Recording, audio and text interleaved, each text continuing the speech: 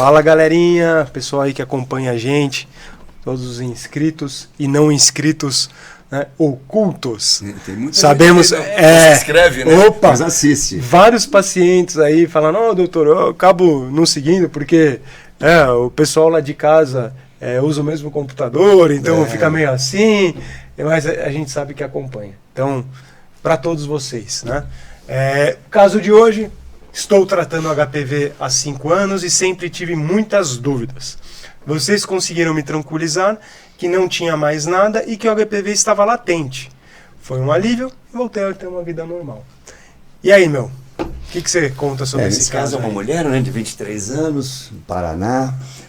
Nós temos muitos casos assim também, né? Tanto homem como mulher. Nesse caso, ela vinha colhendo material, né, raspando uma região que dava positivo o DNA do HPV.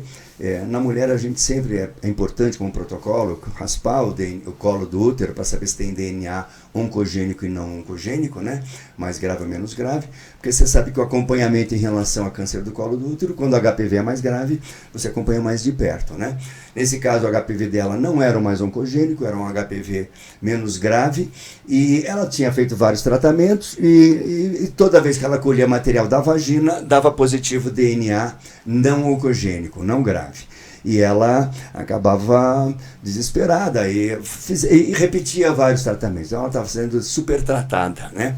O que a gente faz nesses casos, a gente fala que a gente vai avaliar, que de fato pode ter alguma lesão microscópica, pode ter lesão em outra região. Caso a gente não encontre lesão nenhuma, a gente considera, nem visível nem microscópica, a gente considera latente. O que significa latente? Que o HPV, o vírus, está no organismo dela ainda, se a gente raspar, a gente vai encontrar, mas não está dando doença. Não é doença, não transmite, não tem estudo que mostre que aquilo vai transmitir. Então, o vírus pode estar presente, porém a pessoa não tem mais doença e não precisa tratar. Né? E foi o que aconteceu nesse caso. Nós fizemos uma avaliação ampla, cavidade oral, cavidade vaginal dela, colo do útero, vulva, púbio, região inguinal, região perianal. Ela tinha atividade anal, nós fizemos o canal anal, não tinha lesão nenhuma. Colhemos material da região vaginal também do colo do útero e deu mesmo um HPV não oncogênico. Conclusão, é um caso que a paciente ela tem que entender nessa situação. Ela estava considerando que a presença do vírus era doença, então a gente tem que explicar que a presença do vírus não significa doença. A pessoa pode ter o vírus e não ter lesão nenhuma, nem visível nem microscópica.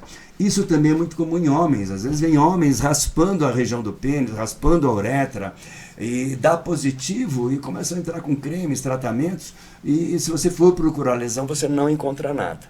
Então, é importante a gente esclarecer que o HPV ele pode ser, de uma forma, a forma visível dele é a forma clínica. Clínica é quando você vê a verruga. A pessoa vê a verruga no pênis, vê a verruga na vulva, na pube. Essa é a forma clínica. Precisa tratar. Forma subclínica é quando a gente não vê nenhuma lesão, mas quando a gente coloca o aparelho, faz a videogenitoscopia, a gente encontra lesões microscópicas no pênis do homem, na região escrotal, na uretra, na vagina, na vulva, no colo do útero, né? Na região perianal. Então essa forma subclínica, que tem lesões microscópicas, é doença, transmite e precisa tratar. E a terceira forma é a forma latente. A forma latente, o vírus está presente, ele está de uma forma adormecida, ele não está ativo e a pessoa, tanto homem ou mulher, não tem nenhum tipo de lesão visível nem microscópica em nenhuma região. Então, quando a gente esclarece isso para o paciente, falando o que nós vamos fazer e que situação que ele pode estar, a hora que a gente faz o exame e mostra que ele está numa fase latente, quer dizer, não tem doença nenhuma, a pessoa fica um pouco mais tranquila. Então ela sabe que ela tem a presença do vírus, que ela vai fazer um acompanhamento mais devido a riscos de câncer do colo do útero.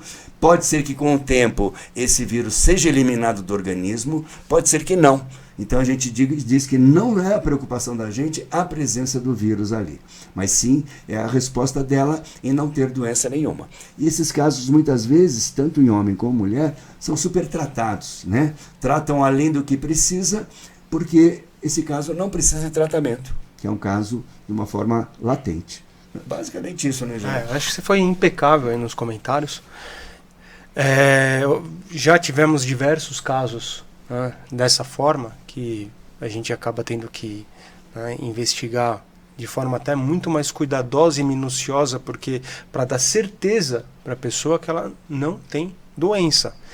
E eu, assim, não tenho nem o que falar, mas eu acho que seria um comentário engraçado, um comentário legal que eu lembrei, né? Você comentando esse caso aqui, esse depoimento, me recorda a mudança da nomenclatura que hoje a gente chama de IST, justamente remetendo a esse caso aqui. Esse é um Sem exemplo. dúvida, é verdade. Então, antigamente, de forma romântica, né, romântico porque remetia aos deuses, né, eles chamavam de doenças venéreas, que remetia à deusa Vênus, que é a deusa do amor. Depois, né, aí nos últimos tempos, eles chamavam de doenças sexualmente transmissíveis. E a doença, ela tem que ter uma manifestação de um sinal ou sintoma, né? Coisa que, por exemplo, o herpes pode não causar sinal sintoma, pode ficar latente para a vida toda, o HPV, o HIV. Então, não necessariamente eles podem causar doença, às vezes eles estão lá de forma latente. E isso fez com que o nome fosse modificado para ficar mais condizente. Então, atualmente, se vocês virem até, em alguns casos a gente fala DST só para vocês entenderem, porque o pessoal entende mais dessa forma, mas atualmente a gente chama de IST, infecções sexualmente transmissíveis, porque a infecção ela pode tanto causar doença, como também ficar de forma latente e ser apenas, né, um hospedeiro ali que está sobrevivendo e não está causando nada. Então, eu acho que valeria a pena fazer esse comentário. No caso, a IST seria quando ele é subclínico, né? Exatamente. O latente não é doença, mas o subclínico são lesões microscópicas. Sim, sim. É uma infecção sexualmente transmissível, né? Exatamente. A sífilis, né, na forma em que ela está ativa, e só consegue diagnosticar pelo sangue, porque não tem sinal nenhum. O HIV também. Exatamente. Então, eu acho que fica aí o recado, a lembrança e um comentário em cima do depoimento. Espero aí que a gente tenha contribuído de alguma forma para vocês que estão assistindo aí. Tá bom? É isso aí.